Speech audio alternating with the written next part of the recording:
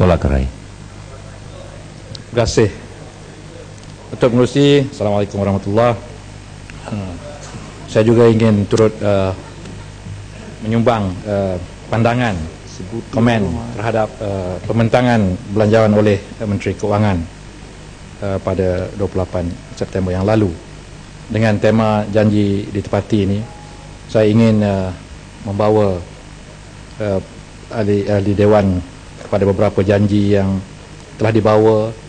Contohnya pada Disember 2009 diletakkan di meja kita Rang Undang-Undang mengenai GST, satu perkara yang seolah-olah nak disegerakan dan dibahaskan pada Mac-nya, tetapi sampai ke hari ini janji ini tidak ditepati. Ya, dah hampir 3 tahun menjelang Disember ini tak ditepati. Pada tahun lepas, pada tahun 2011 sekitar bulan 8 diumumkan satu gabungan MAS dengan Asia, satu gabungan merger yang begitu hebat dengan janji bahawa perkhidmatan akan diberikan dengan baik. Beberapa penyesuaian penerbangan ataupun jajaran penerbangan telah dipinda kerana perjanjian ini. Asia menamatkan penerbangan ke London, ya, untuk memberi laluan kepada MAS. 6 bulan kemudian janji ini hancur, tak ditepati. Pada pembentangan belanjawan tahun lepas, pada 7 Oktober, dengan bangganya Menteri Keuangan mengumumkan satu skim baru perkhidmatan awam. Cantik, mesti tanda tangan kaki tangan awam untuk memilih option menjelang 31 Disember.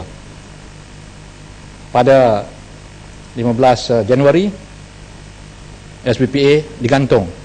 15 hari je janjinya tu. Betul. Ya. Dengan janji bahawa akan dikaji semula untuk menilai perjanjian ini yang dibantah oleh kaki tangan awam. Menjelang 18 Mac diumumkan dibatalkan, janji dibatalkan. Ya. Pada Jun Menteri Pengajian Tinggi mengumumkan bahawa satu dasar baru PTPTN pada Unicel di Selangor dan mungkin satu lagi IPT akan dibatalkan. Dibantah oleh seluruh rakyat. 3 hari janji ini ditangguhkan. Ada ke dasar 3 hari diubah, ya.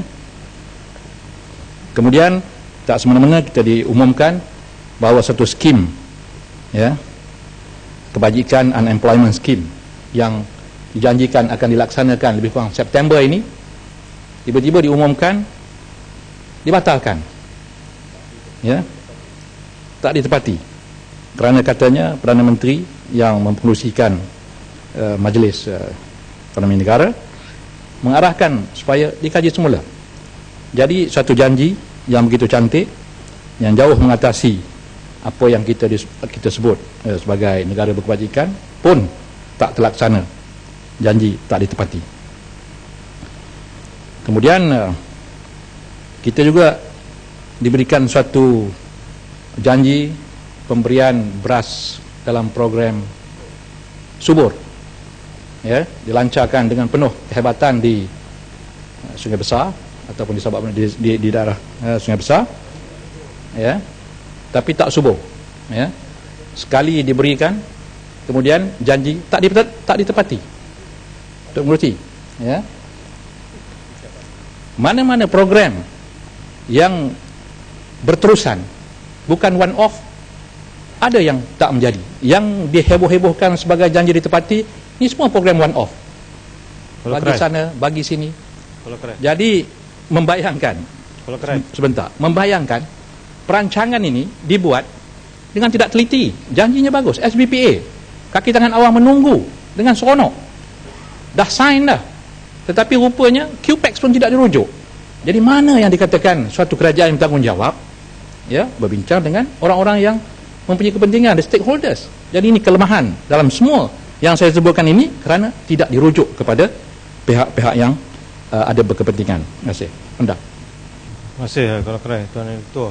Saya nak tambah satu lagi lah, di khususnya tempat saya ni, daripada 2006 lagi janji tahun depan hospital Pendang, sampai sekarang tak ditepati. Terima kasih. Saya baru nak masuk ke bab-bab infrastruktur. yang kita dengar daripada sebelah pihak penyokong kerajaan pun, sepanjang perbahasan ini adalah janji-janji yang tidak ditepati.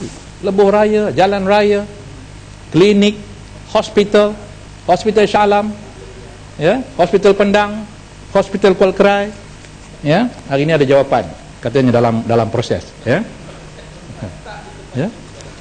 Tapi kalau mengikut jadual asal dalam RMK 9 lagi sudah diumumkan, banyak yang tidak ditepati. Jadi saya khawatir, ya, kita dibuaikan dengan janji-janji ini hanya janji-janji yang sekali lalu, ya, oleh sebuah kerajaan one off seperti ini, ya. Saya tertarik tadi dengan perbahasan Bintulu mengenai doktor-doktor yang lulus, ya, dan tidak dapat memulakan perkhidmatan kerana tidak melepasi, ya, peperiksaan kelayakan di sini. Ini harus diambil perhatian Tok Pengerusi, kerana kita menghantar ramai pelajar-pelajar ke luar negara, ya, ke tempat-tempat yang dulunya asing kerana sistem pendidikannya berbeza dengan yang ada di Malaysia. Dulu kita menghantar ke negara-negara Commonwealth, termasuk India. Untuk makluman Bintulu, India ni, pengiktirafan universiti di India ni lama dah, daripada tahun 60-an 70-an lagi, bukan baru. Di China mungkin baru, di Taiwan mungkin baru, ya. Tetapi tidak ada suatu penelitian sehinggakan ramai daripada graduan ini yang balik, ya, menghadapi masalah menyesuaikan diri dengan sistem pendidikan kita. Ini juga termasuk para paramedik seperti jururawat. Semalam kita dimaklumkan ada 8,000 jururawat yang dilatih di Malaysia tidak mendapat pekerjaan setelah 3 tahun selesai, ya, kursus. 8,000. Kita pernah mengalami masalah jururawat dahulu, tak cukup jururawat. Tetapi apabila kita membuka, ya, medan pendidikan untuk jururawat ini, kita tidak mengambil kira, ya, tentang perjawatan, tentang peluang-peluang pekerjaan mereka, tidak membuat unjuran, ya, ya. Dan ianya semata-mata sudah menjadi perniagaan, di mana kolej-kolej swasta diberikan lesen. Apabila jumlah ini sudah kritikal, barulah dikatakan tidak akan memberi lagi lesen-lesen. Tapi apa yang kita nak buat dengan mereka yang terlatih ini? Kerana pendidikan mereka sangat khusus, mereka tidak boleh pergi ke kerjaya yang lain. Jadi saya harap kerajaan harus ataupun kementerian harus menilai pendidikan ini supaya tidak menjadi begitu komersial sehingga menjejaskan masa depan anak-anak kita. Harga barang, Tok Pengerusi, kita lihat sangat tidak terkawal tadi, dan beberapa ucapan sebelumnya menyebut tentang kenaikan harga barang ikan misal. Ya, kita ini sebuah negara yang berapa persen sempadan kita ada laut, ya, ya. Sepatutnya program ataupun aktiviti nelayan ini menjadi sebahagian daripada keutamaan kita, ya. Kita dimaklumkan program ikan, penangkapan ikan laut dalam ini merupakan satu cara untuk kita menyelesaikan masalah kekurangan bahan protein yang dikatakan jauh lebih baik daripada protein-protein daripada daging merah seperti daging kambing dan lembu. Tetapi program penangkapan ikan laut dalam ini tidak dapat membantu nampaknya, ya. Dan saya ada dengar bunyi, dan ini kita minta Kementerian Pertanian menafikan, kerana ada bunyi-bunyi bahawa pemberian permit penangkapan ikan laut dalam ini seolah-olah akan menjadi satu lagi skandal seperti NFC, ya. Kita nak tunggu. Saya dimaklumkan kalau laporan audit keluar nanti akan terkeluar cerita ini. Jadi kalau ini berlaku, kalau seperti NFC, maka bekalan daging tidak cukup, wang negara habis, wang rakyat habis. Dan ini kalau ini juga berlaku dalam program-program pertanian yang lain, maka kita tidak akan dapat menyelesaikan masalah food security kita.